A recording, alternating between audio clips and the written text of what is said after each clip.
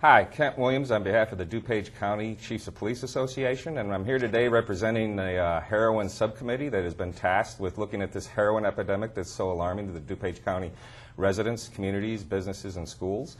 Nationally, this Chicago metropolitan area has become known as a spike and an epidemic. It's really become the heroin highway nationally. And the chiefs have gotten together in DuPage County and really tasked ourselves to look at some unique and creative ways to combat this epidemic that's infiltrated the well-being of our communities. Now, what we know is that this problem impacts a cross-section of communities. There is no one particular community. There is no one particular area of the county. It cuts across all age groups and all socioeconomic groups. In other words, this is an equal opportunity epidemic. Recently, we spoke with the DuPage County Coroner's Office, and Dr. Jorgensen advised us in the month of July alone there was 18 heroin-related deaths, the youngest of which was 15 years old, and the oldest was 64 years old. So you can see that this is a true epidemic that cuts across all boundaries, and thus we have ramped up our enforcement efforts, and we have realized over the last several years that we can't enforce our way out of this epidemic. We can't arrest enough people. We can't confiscate enough drugs. It's here. And so we've really come to the belief that this is more of an educational process, and we've put together an educational initiative. And we truly feel blessed today to have Nick and his mother, Kim, here today. And Nick is a self-described heroin addict, and he is here to serve his cause, and Colleen, which is to protect young teenagers in the DuPage County area. So I'm here to ask Kim initially. Kim, welcome. Thank you for being here. Nick, well, thank you for being here. Thank you for your passion and your commitment. Kim, tell me a little bit about Nick growing up. I mean, I come to understand heroin addicts aren't born heroin addicts. I mean, was he a good student? Was he an athlete? Tell me a little bit about Nick's background. Yeah, he was a good student, and he was an athlete. From the age of 5 years old, he played hockey up until he turned 21, 22 years old. He didn't sit in front of video games. He was always outside playing, always.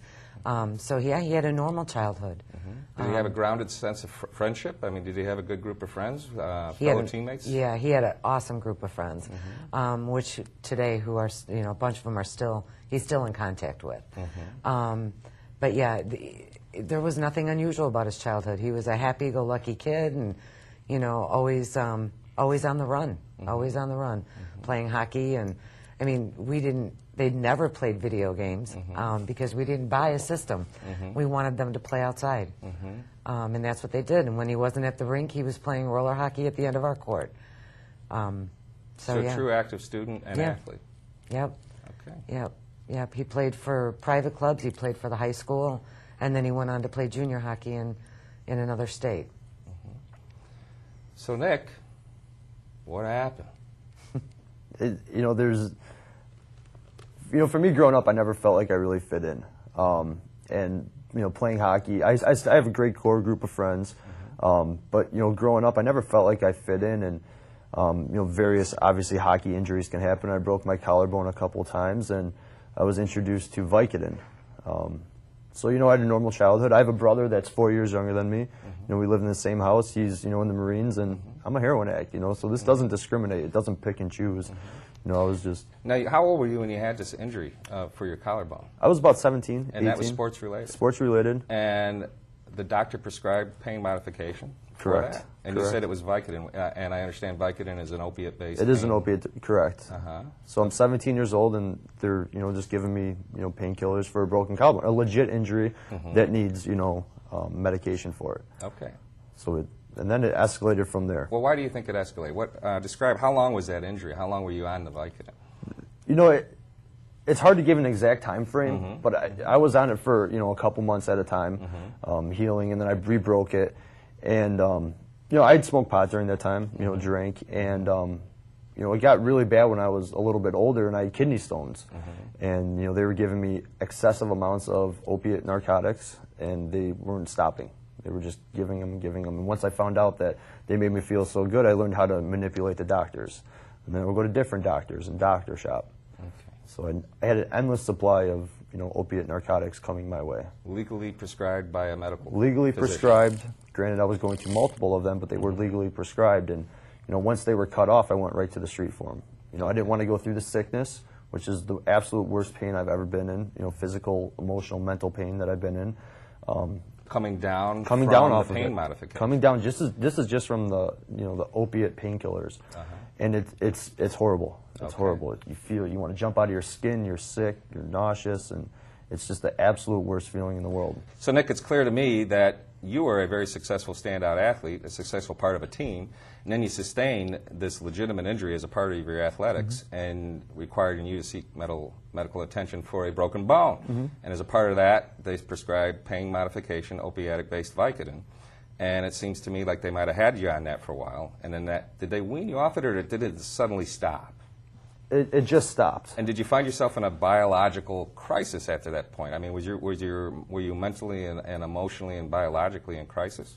Absolutely. I was stuck. I had nowhere to turn. Okay, so why don't you tell the viewers, describe that journey from that point on? So what we have is a great student, a great son, a great family member and friend and teammate who gets injured and hits this wall, finds himself in a crisis.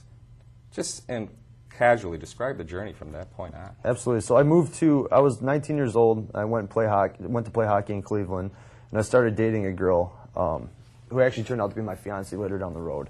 And I was playing hockey and ended up getting kidney stones really bad. I had a kidney stone that required several surgeries with lithotripsy and stents, and the doctors at this point again are excessively prescribing opiate medications. That went on it was about a 14-month journey. And then I just stopped. I didn't want to take pills anymore. I see what it was doing to me. But at that point, I'm a drug addict. I'm a heroin addict, and opiates are part of heroin.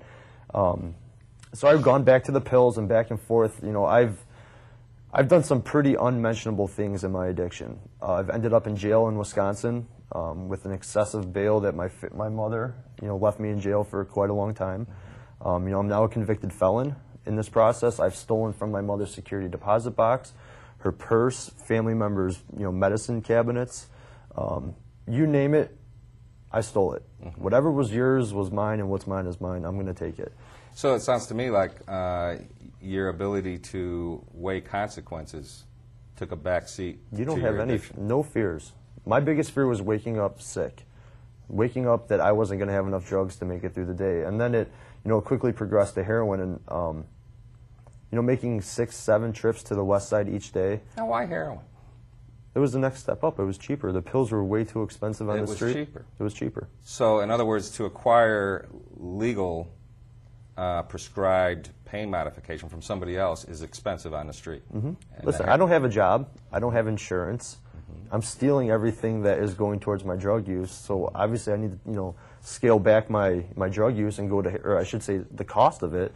And go to heroin. I couldn't afford the pills anymore. So heroin was actually cheaper than the pills? At the start. And that's what we know in law enforcement now. Heroin is horrifically inexpensive to the point that seems to be the logical next step for somebody who may have been exposed to opiatic pain modifications and then suddenly stopped. Listen, it started with a $10 bag. That lasted $10 for a bag. $10 a bag for a couple of days, and next thing I shouldn't say next thing, it progressed over a couple months span where I'm making 5 or 6 trips a day, literally from DuPage to the west side of Chicago, and I'm buying hundreds of dollars at a time. How risky is that lifestyle? I don't really fit in that neighborhood. That never stopped me. In fact, there was a time that it got a little sketchy down there, and I have someone I know is a law enforcement member, and I actually stole a gun from him because it wasn't going to be me. I'm driving down the west side, extremely fast, weaving in and out of traffic because I'm sick and I have to get down there as soon as possible. As a convicted felon with a loaded 9mm in my car, not thinking of any consequences. Now, you say you're a convicted felon. What was that conviction for? It was for possession. Possession? Up in Wisconsin. And have you ever, you say you were a pretty self-proclaimed thief. How about burglary? Any burglaries? I didn't steal anything, of like TVs and stuff like that, because I had to pawn that, and there was a process involved. There was a paper trail. So if I just go into your medicine cabinet, I'm getting what I want right so away. you're getting into other people's homes, and the first thing you would go to is the medical cabinet. Absolutely. Okay. Absolutely. All right. So now you're finding yourself on this daily highway down to the west side of Chicago, putting yourself at risk. And lots of others in the process. Yeah. And it seems to me like your support group has changed over this period of time. Absolutely. How has that changed? Kim, did you notice this change? What was going on during this period of time from the athletic injury to suddenly this all-out, full-on addiction to heroin? What did you notice during that transition? You know what? I didn't really notice a lot because I'd be at work during the day, and that seemed to be when he would take his trips, into the city and stuff. I'd say, "Did you look for a job today?" Yeah. I applied, and I'm like, "Really?" So things used to just, I'd go, but I never went. He's a heroin addict. Yeah, exactly, Right. exactly. It wasn't until he quit his job that I went, and then he went to this other job, and then after a month, that job wasn't working. So he went back to his old job. And I'm like, that's when I really, something's not right here. I didn't know what it was because he hadn't been on pain pills for so many years. Why would I think he was, going What to was the going city? on there? Why were you flip-flopping back? Why were you job hopping so much? Was there a particular reason for that affected the addiction? When you don't show up, they start asking questions. When you're taking 3-hour lunches because you have to go to the city, when you're falling asleep at your desk, you're not really wanted there. So before they could fire me, I had to quit. I couldn't look these people in the eye. Absolutely not. I couldn't look them in the eye. Wow. So it becomes a life of lies, and the addiction becomes number one.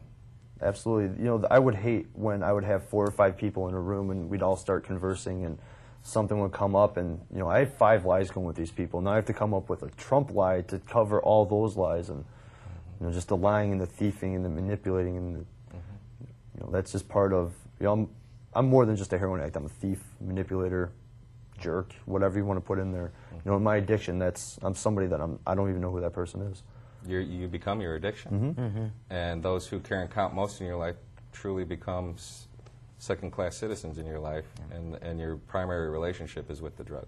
I stole from my mother multiple times. She had to put her purse in a safe in her room. I broke into her security deposit box. Who really does that? And it's not something I'm proud of by any means, and it absolutely disgusts me that this lady who has been there standing the entire time by my side, helping at any cost and putting her needs second, and I'm stealing from her.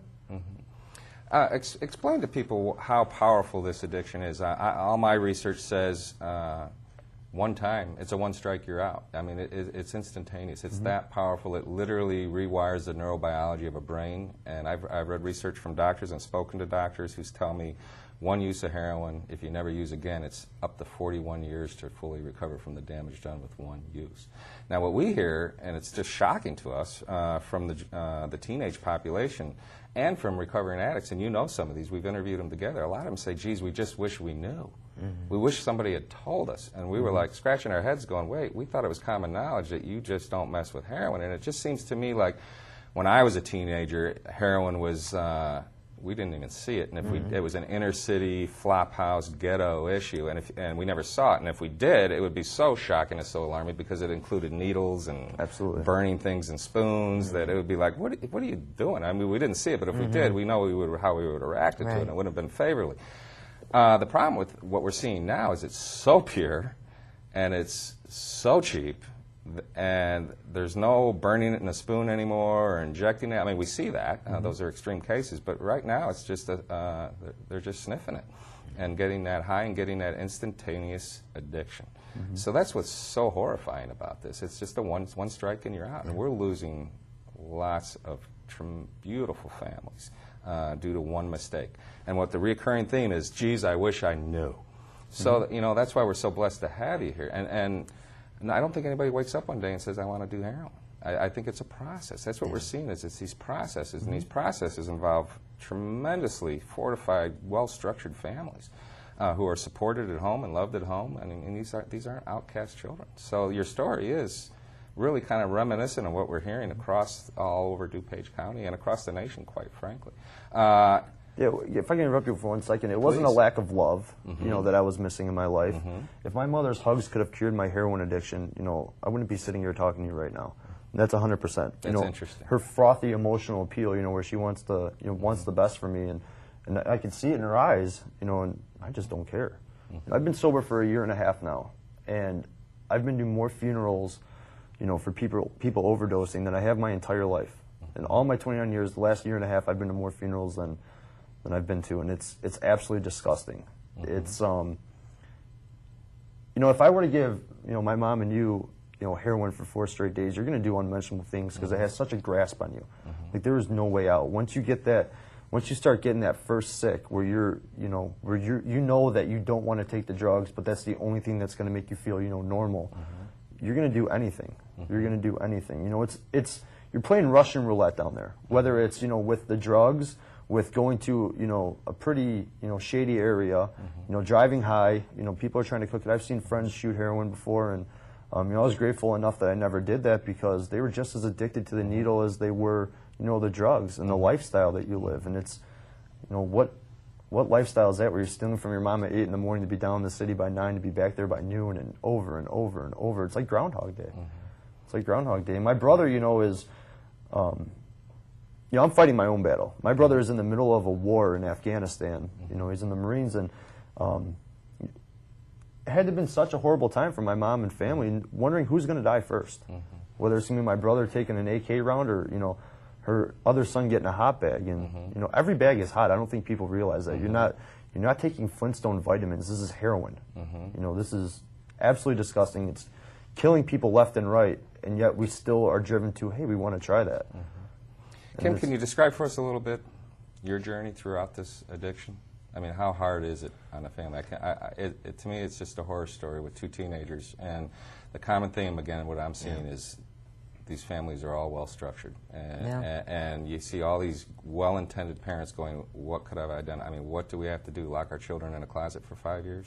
And obviously, that's not reality. Right. So describe your journey. It was horrible.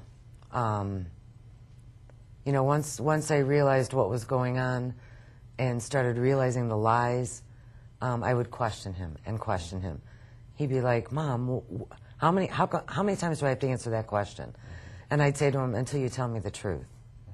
And of course, I never got the truth then, but he thought he was telling me the truth. It disrupted every being of your life. I still went to work every day because that was my sanctuary to not have to deal with it, confront it. But I'd come home from work and I got to go, and he'd run out the door, and it was just horrible. I can't even explain. I mean, I would come home from work and sit on the couch and just wait for him to come back, and hope that he would come back. When did you get the truth? When did you know you had a bona fide son heroin addict? After I left him in jail for 3 weeks. That was one of the hardest things I had to do too, but I figured maybe this will wake him up. You know, he called and said, you got to get me out of here, I'm going to die in here. I said, you're not going to die in there, you're going to die out here. And so that's why I left him there until his court date. And then, you know, we had talked on the phone about going to rehab, and so when we did go bail him out, he got on the phone, not me. Except I did do some checking before. The rehab center needed to talk to him. And I said, fine. So as soon as we got out, we went, and he called. And they didn't have any beds at that time. That was a little disheartening because I'm thinking he wants to go now. Don't give me a bed in 3 weeks or 2 weeks. But it was about a week and a half. Then they were able to get him in. But when he was in jail, that was the best I slept because I knew he was safe. You know, it's sad, but it does make sense. Yep. He's safer in a prison cell. Yep. Under constant guard. Yep. In a 4x4 rather than out on the streets in the middle of the night. Yep. Yeah. Yeah, that was the best I slept. And then again, when he was in rehab, you know, I had peace of mind. They had family days on Wednesdays and Sundays. I went to every one because on Wednesdays they do like an education portion. After you get to visit with your son, they have a speaker, and then afterwards there's an education portion, some kind of video or something. explaining all the things that you had said about the heroin highway and all that stuff. But it was pure hell. It was pure hell. You know, I could look back at it now and, you know, it's foreign to me. It's really hard to go back to that point, in, you know, in my mind. But, you know, I hear my mom sit here and talk about this, and, you know, I should say, for me to go back, like, and just try to mentally go there, it's really hard. A lot of it is a blur because I was so high on drugs, so high on heroin. And, you know, I hear things from my mom, and, you know, looking at her, and it crushes me. It crushes me to my core. You know, that I could put so many people. She didn't talk to her brother for a long time. Her sister, you know, cousins, aunts. We wouldn't go to, you know, we couldn't go to family parties because of all the destruction that I was causing. You know, heroin just doesn't affect the user. It affects everyone around you as well. It seems to me like almost the addiction takes a person out of their normal reality and almost transcends them into a acquired sociopath. In other words, you lose all your balance or your grounding and your fear of consequences and your fear of impact on those who care and count most in your life, and almost you lose your fear of the consequences it has on your surrounding support group. And to me, that's a lot like sociopathic behavior caused by the drug. Absolutely. You know, that's so funny you say that because that's how I felt for a very long time. Did you get confused? Like, am I a sociopath? I don't know. I didn't know who I was for such a long time, and you know, I'm still trying to find out who that person is today. But I've you know, at least a better idea of who I'd like to be today. But you know, I wasn't afraid of going back to jail. My only fear was, how can I get high in jail? Because I know I'm going to be sick. I know I'm going to have to do stupid things in there just so I can, you know, maintain this awesome lifestyle I have. Nick, I think you know what, better than most with the relationships you made along the way that the statistics on recovery from heroin addiction are not good. I shouldn't even be here right now. I should not be having this conversation. Why do you say that? So I wasn't stealing Miller Lights out of my mom's fridge. I was, you know, driving the west side doing heroin and, you know, obscene amounts of it. I literally should not be sitting here today. I should, you know, be having uniformed officers serve me my lunches through a hole this door in the or a hole this door. I'm sorry, a hole in the door that big, or I should, you know, be 6 feet under. I should literally and you know not a lot be of people who are 6 feet under. Too many to count. You know, true friends that I've made along the way that are trying to change their lives, and you know, they just couldn't, and they don't have another chance. So there's, you know, a lot of people say, oh, you know, there's always tomorrow to stop. Like, no, you have to do something about it right now, otherwise you're not going to have tomorrow. Like, that's the reality I don't think a lot of people get, is that, you know, obviously there's such a stigma of how horrible heroin is, but I don't think it really gets as much horrible, you know, ness as it should, because it's all devastating. It's unbearable. It's unbearable. And I understand that this is a forever process. This is a day-to-day. This is something I'm going to carry with me for the rest of my life. For the rest of my life. I can't, you know, go take a Tuesday off because I want to have fun with my buddies.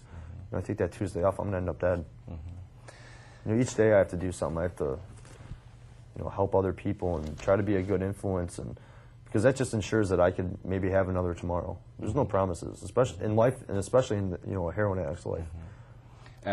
You know perfectly well that we had intended to have several families here today, and that we did initial screenings of several people who were passionate enough to tell their story. Sadly, none of them were well enough to come. They were all in different journeys, and there were 3 or 4 families here where the recovering addict or the addict is simply back out there. So, yeah, it is horrifying. And it seems to me like this has been a good 12 years of your life at this point. And I think it sounds to me like you realize this is the rest of your life now. So if you had any, let me ask you first, Kim, if you had anything you wanted to say to the community. And I know this is very emotional for you. Just watch your kids. Just be aware of any changes. I was aware. I went, I didn't do anything about it. because I didn't think there was a problem. Not my kid. You know, that's it. That's it. Not my kid. That's Not my interesting, kid. isn't it? You know, that's so common. Not my kid. And as a Right. police officer, I've heard that for 29 years. Yeah. My John would never do that. My Amy would never do that. Right. With this heroin thing, it's horrifying. Yeah, and you know what's funny is when my kids grew up and somebody come knocking at my door, you know, I go, what'd they do? It was never not my kid. It was always what'd they do? And then I became the person who went, not my kid. You know, not my kid. I just be aware. That's what you know, that's the only advice I can give, is just be aware. Question everything. If they start getting fidgety when you're questioning them, you know, there's reason for concern. I mean, there's little white lies that they'll tell and stuff when they're kids, but, you know, as they get older, just don't take it with a grain of salt. Question it more. You know, follow him if you have to. I mean, if he would have left when I was home, I probably would have followed him, but he was always gone to see where he was going, what he was doing. He was always out. She would check my cell phone list. I mean, go on the computer and see who I was talking to on a daily basis. And those are hard lies to cover up when the facts are right there in front of you. You have no room to lie anywhere. That's how my life was. It was built on a lie. It was built on a lie. Everything. I was told to check the iPass, but there is no iPass on the heroin highway. So, but there was a red light ticket that came once, and I thought, what are you doing down there? You know, but this was when we were in the thralls of it, so. Would you suggest to family members that when they start getting these twinges in their stomach, in other words, their parental instincts kick in, to rally the support around you, to maybe do a pretty forceful interdiction and to cut it off as soon as you can? Yeah, I would, if you know that's what they're doing. Yeah. You know, I mean, I mean, one day Nick would be Nick, and for 3-4 days he wouldn't be Nick. And now that I look back, those were the 3-4 days that he obviously didn't have any money. Interesting. You know. There's nothing left to steal. Well, Nick, closing thoughts. Anything you'd like to share with the viewers? Give yourself a shot at life. There's no need to try to fit in with your buddies, to be the cool kid, and you know, if you want a life as a convicted felon, I have a hard time getting a job. You know, this is going to haunt me the rest of my life. This isn't just something that goes away. You know, if you want to have the monkey on your back that, you know, that could wake up at any time, and next thing I know, I'm at the west side. You know, again, I'm not above, you know, a relapse or going back out there, 100%. And I want to make that very clear that, you know, I'm no better than the other heroin addict that's out there right now. I just, you know, try to do as much on a daily basis that I don't have to be driving there multiple times a day. You know, if you want that life where you have to lie to your mother and have her on camera tearing up, you know, if you want, you know, jail cells and people dictating your life, and you can't be trusted. That's the hardest thing. Trust is taken away so quick and so hard to get back. So hard to get back. You know, again, it's been about 18 months, and she still questions me. And I want to get frustrated, but I have no right to get frustrated. And he does sometimes. And then I'm quick to, you know, say, you know, all right, I understand where you're coming from, but, you know, when your own mother, you have absolutely no confidence, no trust in your brother, mother, father, sister, whoever, and nobody can trust you when you're all alone. If that's the life you want, then, you know, more power to you, but, you know, it's not worth it. Nothing good is going to come out of it besides, you know, death. Well, the story's horrifying. Sadly, it's an all too common story. And what we found is that the recovery statistics are not good. And the only few that have been able to stay on the road to recovery seem to be those who have been able to replace the passion. In other words, the passion from the addiction to the passion of something larger than self. And having had the opportunity, and I consider it a blessing to get to know your son and you, Nick, over the last several months, you're a passionate man. You have a message, you have a purpose, and we appreciate you being here today on behalf of the DuPage County Chiefs of Police Association and sharing that purpose, and to help us get the word out. Because like I said at the beginning, this is no longer an enforcement issue. We can't enforce this away, because the fact is there are no fear of consequences. We arrest kids at 9 o'clock in the morning, and they bond out 9 o'clock at night, and they're right back on the heroin highway. And it's like, didn't you learn anything? And the answer is no. Yeah. I have friends that would overdose, have a wristband on from the hospital they were at, get out, and a day later still have the wristband on so the ambulance driver can identify them and take them right back to the same hospital because they're overdosing again. The stories are crazy. It's unbelievable. And the fact is, it is a nightmare, but it's a living nightmare. It's here, and it's here to stay. And really the only answer to this nightmare is early intervention through education. And we truly feel that we are blessed to have you here to share your story today. On behalf of the DuPage County Chiefs of Police Association, I'd like to thank you both. And I understand that you guys are very active and you're willing to tell your stories and be a support to families who are going through this. Absolutely. And to be a shoulder of support. And we will make that intervention possible by contacting our association. And I know you'll be out there on the road with us as we continue to educate the public on the horrifying aspects of this heroin highway. Once again, thank you both for coming. My name's Kent Williams. On behalf of the DuPage County Chiefs of Police Association, thank you for watching, and thank you for helping us reduce the scourge that we're seeing in DuPage County. Thank you very much.